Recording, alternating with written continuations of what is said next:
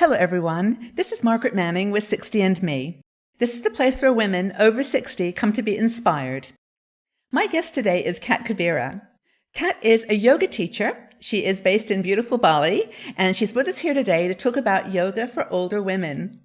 Now, Kat actually has had a lot of students who are older women, and so she has a very good understanding of the issues that we face, some of the objections that we have to yoga. And we're going to talk today about really what yoga is, what the spectrum of yoga practice is all about. So Kat, welcome to the show. Thank you so much, Margaret. I'm glad to be here. I'm really glad to have you here for lots of reasons. You have a practice in Bali, and you have lots of students that I'm sure raise a lot of the same issues that the women in our 60 and Me community have. And I think one of the things I'd like you to chat about is, what yoga is from the physical to the emotional, that spectrum of yoga practice. Well, what's interesting is that, without going into the whole historical breakdown of it, it's something that's 2,000 years old, if not older, and has taken so many different forms. And if you talk to any yoga historian, philosopher, the asana part, the practice is such a small percentage of what the yoga practice is. Right. Yoga actually means union, and it's union with oneself. Mm-hmm. And so people will find that. Some will do it through study, some will do it through singing, some will do it through meditation, some will do it through breathing practice, some will do it through service work. So when we get into the practices, when we think about yoga, there are so many, even within the physical movement, again, the asanas, within that, there's hundreds, if not thousands, of different variations on how to practice. And definitely as a teacher, both as my body's been shifting and wanting to make sure that I stay sustainable in my body, but also to really meet what keeps showing up. And what is a really healthy way to practice.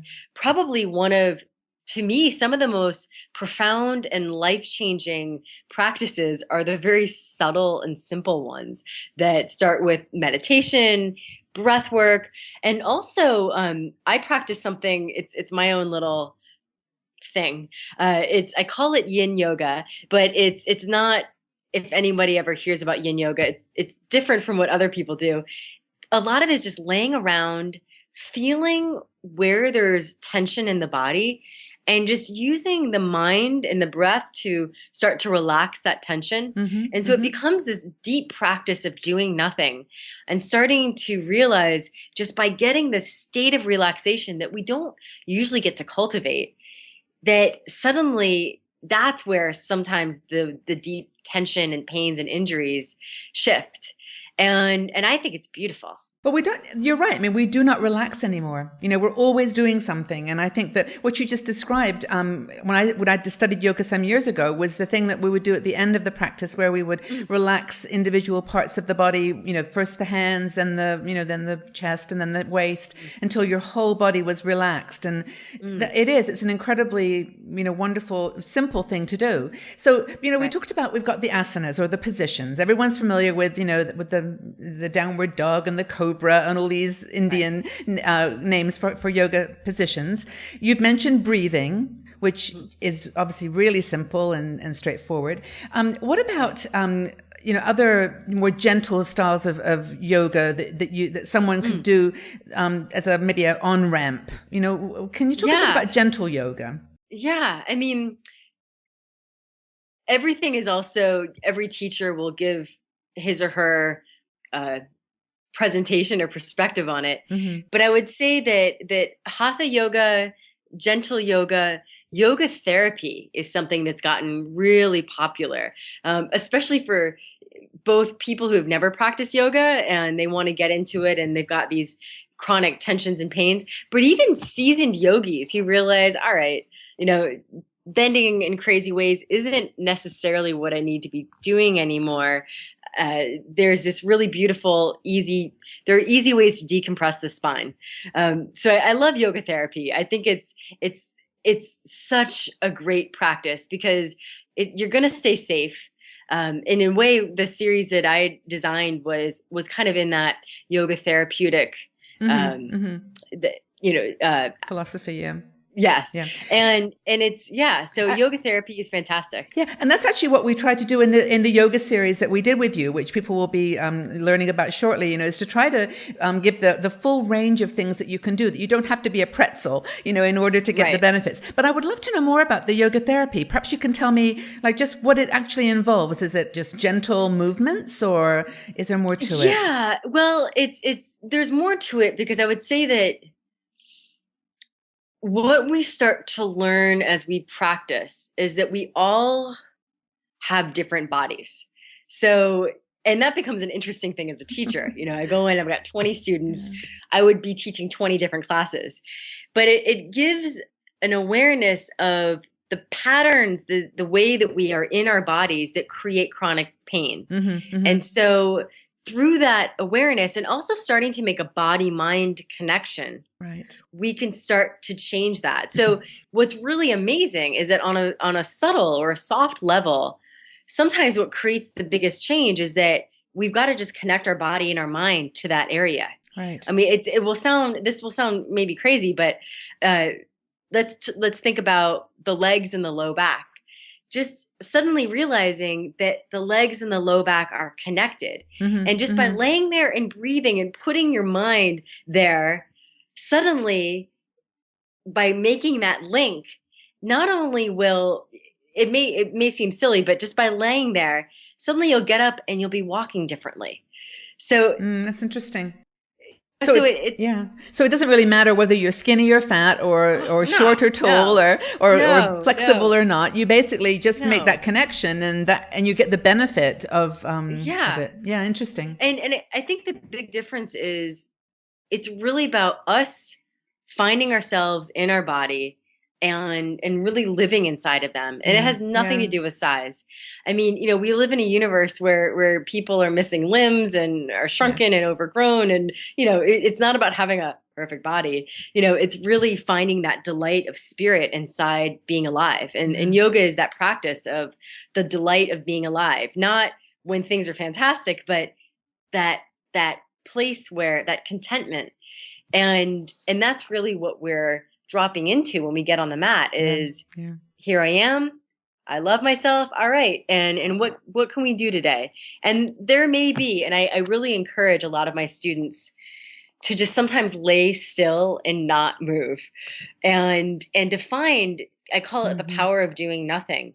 And there's actually a really special place, and this kind of ties into some of the craniosacral work that I do, but there is a level of relaxation that we can get into in which the body can start to regenerate itself. I don't want to make any claims, but there are different practices which just by relaxing oneself, it's pretty amazing what can start to repair and heal. And and I think that's a huge gift. That's very interesting. And I think a lot of women will be kind of relieved to hear you say this, because when you think about starting yoga, you think you've got to get the mat, you've got to get the outfit, you've got to get the, all the gear, and you've got to get the mindset and get your courage up. And in reality, it can be as simple as breathing, lying on the mat, like you just described, making that mind connection. But I did want to ask you about, there was something, what was it? Gosh, it's gone out of my mind now. Oh, I know. This is really important. Chair yoga. Because chair yoga, a lot of people asked about it. I actually tried it, and I'm here to tell you, it's not easy in the sense that it's not just chair yoga. There's you know what I mean? It's like, tell me what you think about it. Yeah, I completely agree with you. Even when I go to this yoga therapy teacher, she's in her 60s out in Santa Monica, my friend and I will actually be scared when she takes out the chair.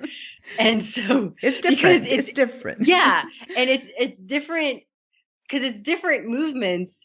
And so it's geared to someone who maybe can't move out of a chair or needs extra support. but you're still having to fire muscles and parts of the body start to open. It can be pretty powerful.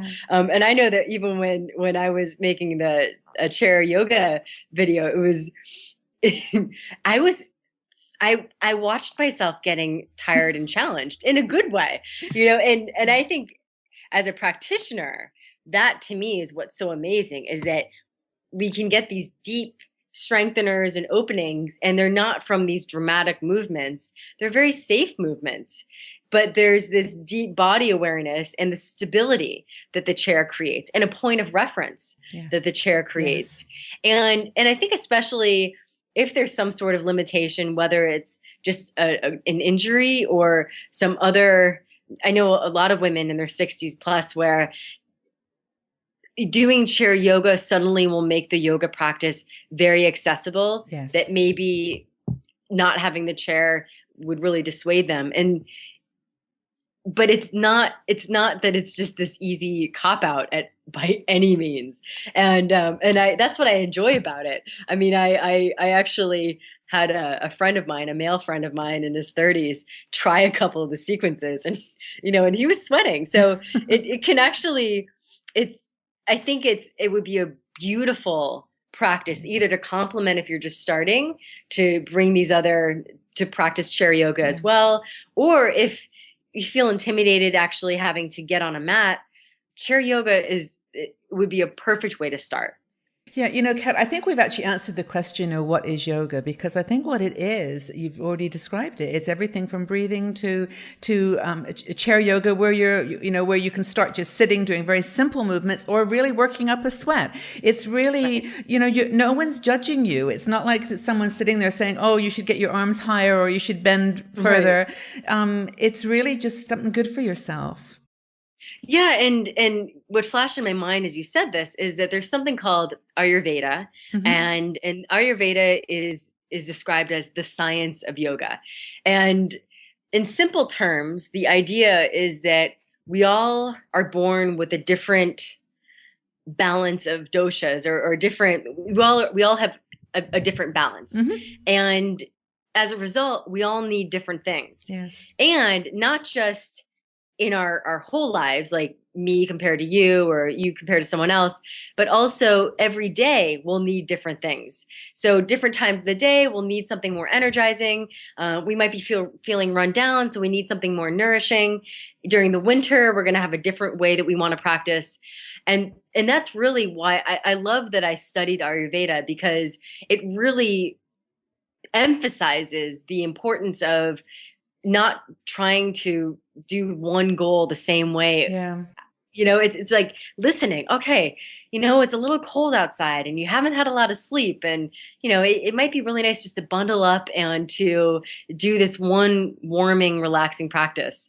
So it's or those days where there's that energy, and okay, well, let's play with it. Let's go a little bit past the edge, in a playful way. So I think that's important, because again, it goes back to listening to oneself and creating balance. I'm really inspired by what you're saying, and I'm actually quite excited to get started myself, because I sit a lot, during the day. I work at my computer all day, and I'm very conscious now, the last few years really, that I need to move more. And I think that a lot of other women are in that situation, so I'm sure they're going to be inspired. What I love most about what you said, Kat, is that we shouldn't be intimidated, that we should just be accepting of who we are, what our bodies are, and give ourselves the gift of yoga. I really appreciate your inspiration. You've got a great website. I'll encourage people to go and check it out. katkabira.com. That's we'll put it below there so people can find you. And I'm actually quite fascinated by the other work you do, and how you've complemented your yoga practice with healthy I don't know, offerings or whatever you would call them. So yeah, I'm very, very interested in what you're doing. And of course, the videos that we've done with you are going to be incredible. So I'm very thankful for giving people that opportunity to see you teaching them. So do you have any, this is sort of the end of a video where we talk about how to overcome your fears and how to You know, basically accept who you are and go for it with yoga. Any last minute comments that you'd like to add? I think what's important is just to always remember that we all have that little part inside of us that will feel intimidated, and that feeling may not go away until we actually start doing it. And because I mean, as a teacher, no one would know how shy I actually am and the anxiety attack I will get before having to be in front of people. And yet the love of teaching overrides the shyness that I have. And it's the same thing where going into a new space, trying out yoga, suddenly after going to that yoga class and that feeling, after practicing of, wow, I really moved my body. I feel I did it. I know how worried I was, and I know how judgmental and scared and nervous, and also to feel the next day, whoa, I stretched something. And that, it's always a good feeling of, okay, I feel a little, a good, not pain, but just a good stretch and a good strengthening. And that always is nice. And so suddenly that craving for that after feeling of, I love, suddenly the whole world changes when we're happy. The world smiles with us when we're happy and relaxed. So I think that it's just acknowledging that we all have that. And probably even other people who show up in the studio have their own little special stories before they show up, because we all do. But that it's a gift to show up, and it's a gift to try something new. Just to simply try something new is a huge gift. And that's what keeps us vibrant. That's what keeps us young. That's what keeps us rewiring. And that's what keeps us curious and passionate in a way about this world that we live in. Well, I think you've said it so beautifully, and I'm going to add no more except to say thank you so much, Kat, for your time, for your insights, and for taking us on a journey with yoga that I don't think I hear very often. That journey of yoga as a lifestyle and as a way of finding yourself. It's been really great. Thank you. Thank you again. Thank you. Take care.